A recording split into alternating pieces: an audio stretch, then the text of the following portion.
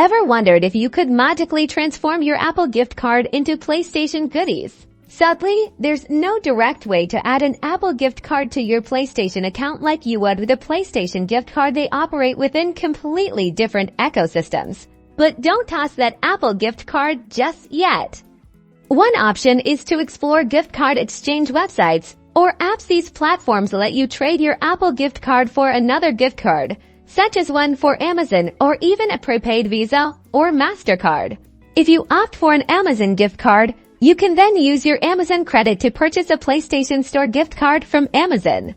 Once you receive the PlayStation Store gift card code, redeem it on your PlayStation account to add funds to your wallet. Remember that you may not receive the full value of your Apple gift card, since these services usually take a small cut.